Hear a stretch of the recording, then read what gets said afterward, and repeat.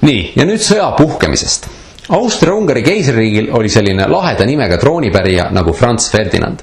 Ja ta oli selle nime saanud endale selle indie-rock bändi järgi, sest ta isa oli suur indie-rocki fänn.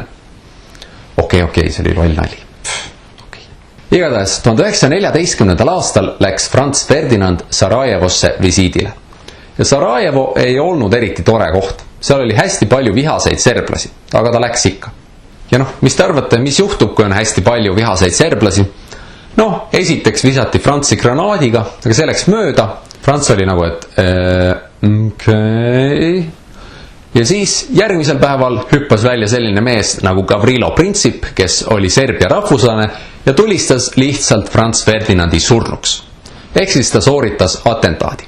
Atentaat on tuntud inimese, tavaliselt poliitiku mõrv või mõrvakatse. Ja tavaliselt atentaadiga tahetakse anda mingi sõnum. Serblaste sõnum oli põhimõtteliselt see, et austerlased on nõmedad, Sarajevo on meie oma, järelikult me tapame teie troonipärija. Ja siis kusagil Tšehhis ütles üks tädi Šveikile. Nii nad tapsid meie Ferdinandi. Muide, see on tõsiselt hea raamat, soovitan lugeda. Igatahes nüüd läks asi tõsiseks. Austria-Ungari oli nagu, et mida? Arusaadav, kui keisripoeg tapetakse, eks ole. Ja siis austerlased ähvardasid serblasi. Serblased olid, et aga meil on suur vend, kes annab teile peksa.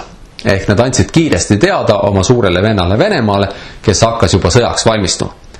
Ja siis serblased kutsusid oma sõjaväe kokku, ehk kuulutasid välja mobilisatsiooni. Ja siis austerlased tegid sama.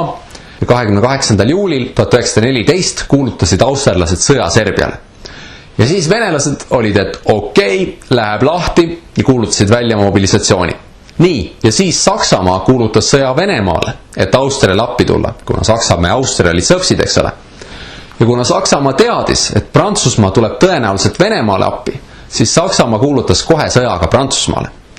Prantslased juba ootasid sakslasi, aga nad olid nii lollid, et nad ootasid neid siin, aga sakslased olid umbes, et üllatus ja tungisid hoopis Belgiasse ja läksid ringiga prantslastest mööda.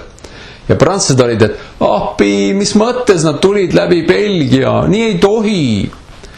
Ja siis britid, kes oleks juba ammu pidanud Venemaale ja Prantsusmaale appi minema, olid umbes, et mine, miks mul nii lollid liitlased on, nii piinlik. Ja siis nad kuulutasid sõja Saksamaale. Ehk siis põhimõtteliselt mingi nädala jooksul olid kõik suuremad Euroopa riigid astunud omavahel suurde sõtta. Kusjuures nagu Inglismaal oli ju tegelikult täiesti suva mingist Austria ja Serbia vahelisest tülist. Aga kuna olid need riikide liidud, siis enam ei saanud lubadustest taganeda. Aga nüüd tuleb eriti kurb osa. Praktiliselt kõigis riikides rõõmustati, et sõda puhkes. Sõdurid läksid rindele ja mõtlesid, et ma lähen nüüd isamaad kaitsma ja pärast olen tagasi, olen kangelane, saan ilusa naise ja maja ja lapsed ja yeah. Inimesed arvasid, et tuleb selline mõnus kiire sõda, et mingi paar kuud ja siis olemegi võitnud. Ja vastaspool arvas ka, et varsti on meie võit ja siis on äge. Ja arvati, et sõda ongi hea, et see lahendab rahvustevahelised pinged ja muud ühiskondlikud pinged ka, sest sõjast olid vaimustatud nii vaesed kui rikkad. Kõik olid umbes, et yes, sõda, uhuu! Mõned isegi arvasid, et see on sõda, mis lõpetab kõik sõjad. Oi, kui nad oleksid vaid teadnud, mis saama hakkab.